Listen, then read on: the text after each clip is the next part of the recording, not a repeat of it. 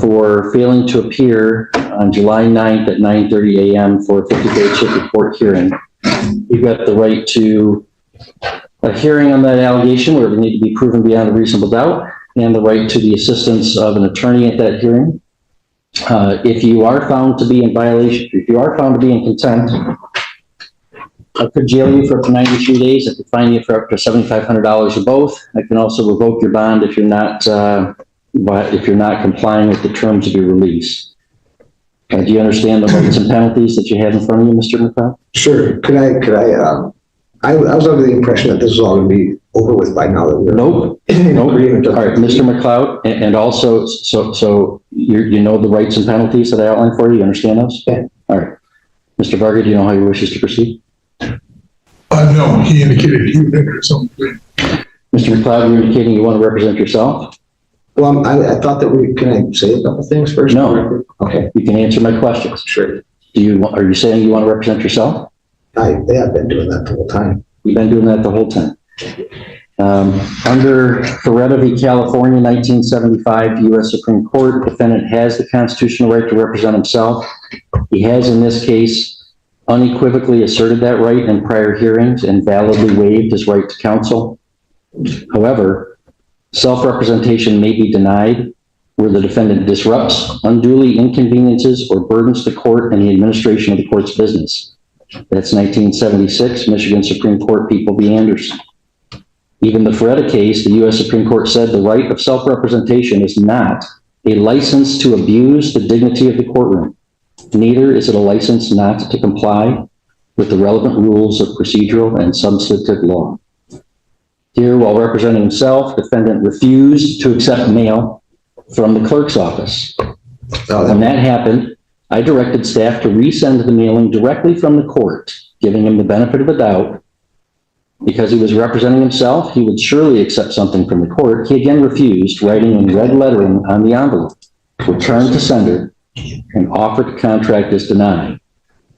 Defendant had someone file a document on his behalf in his case called a letter rogatory for relief, which was legal nonsense, accusing the court of fraudulently using this case as some sort of security against his trust, claiming that all judges are foreign agents and or employees of the International Monetary Fund, which is absolutely absurd, and demanding that he be placed on some non-existent do not detain list.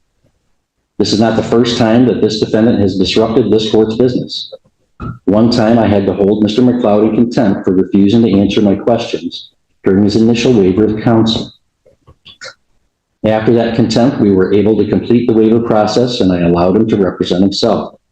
But at those subsequent hearings, he repeatedly interrupted the proceedings.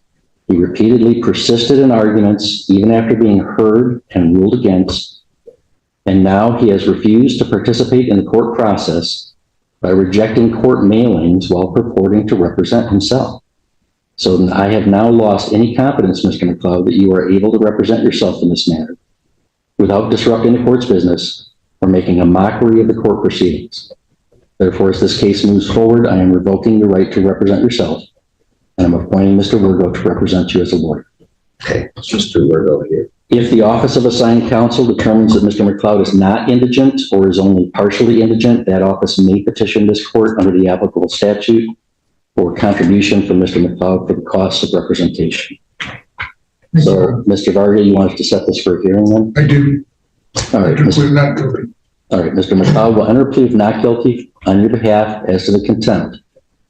So we have to schedule this for a docket call on the underlying case, which is still pending, and on the contempt hearing. I'll schedule that for August 20th at 10 a.m. I also have to advise you, Mr. McLeod, that I canceled your jury trial date and gave that date to somebody else who was here. So your trial on August 8th and 9th will not occur. I will next see you on August 20th at 10 a.m. Anything as to release Mr. Varga? Does the court want to entertain a bond in this matter, Your Honor? It's my understanding Mr. McLeod is a local resident and he has met, with the exception of the last court date, that he tells me that he thought the case was resolved, although obviously it was not. He has appeared for most of his prior court dates. All. Okay. And he's employed locally, Your Honor. I think perhaps if the court would set a modest monetary bond, that would ensure future. I will not have to do. I assure you. Mr. Juliet? And I would ask that bond remain revoked. He is, what I'm told, rejecting the court's mailings of the notice to appear. I mean, I think that's just a blatant violation of Can I speak on that? the court rule. So he's made it clear he doesn't want to take this serious. I would ask that bond remain revoked. All right, Mr. McLeod, is there something you wanted to tell me? I wanted to speak on that, the mailing stuff. I do that with all my junk mail, and I'm really sorry if that happened to one of your letters. Don't make it worse by lying to me right now, Mr. McLeod. You wrote clear things on that mailing that indicate sovereign citizen types of defenses that you thought you were asserting. It's not that this was junk mail. Don't make it worse. Don't make it worse by lying. I apologize to you for maybe listening to some of the wrong information when I don't. Well, you're a grown person, Mr. McLeod, and I hope you're learning an important lesson in civics. Can I just say this? You said what you wanted to say. Before you make your decision, can I say this? I have a job right now that's completely exposed to the weather. I've got $40,000 worth of windows coming this week to this job. I really invested in this job, and my client really enjoys relying on me. This would be a really big problem if I get this revoked at this stage. All right, well, Mr. McLeod, it's a shame you had to learn a civics lesson the hard way here. You are a citizen with rights and freedoms, but you also have responsibilities in a society where other citizens live alongside you. That includes obeying the laws that the people pass through their representatives. For example, the people are entitled to pass a law that says they don't want folks operating boats under the influence of alcohol. You think that law doesn't apply? It does. That wasn't. And when a law enforcement officer sees you violating that law, you can't resist arrest without consequence. When you are alleged to violate those laws, Mr. McLeod, there's a third branch of government that does exist. And it exists for the orderly resolution of those disputes, those allegations, with full protection of your rights, as opposed to some kind of vigilante justice system. You may not agree with this, but this court has diligently tried to protect your rights and afforded you a respectful and lawful process. You have disrupted and ignored that process. You have disrespected that process time and again.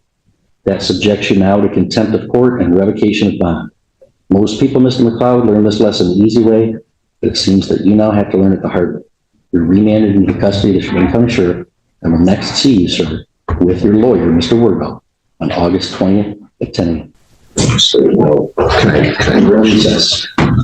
So, and